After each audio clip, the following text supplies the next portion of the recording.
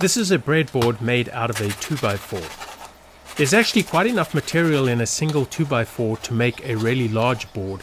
However, I made this one from a Douglas fir 2x4 and is around 15 inches by 11 inches and 1 inch thick. I feel this size works best for me when I make sandwiches.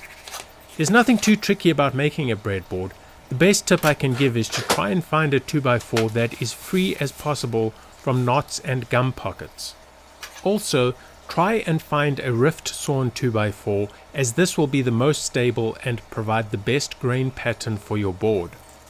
This particular board is a long grain board.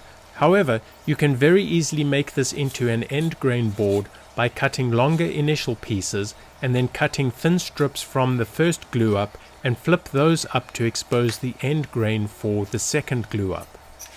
Nevertheless, however you choose to make your board, I hope this provides some ideas and inspiration for your own project. As always, thanks for watching.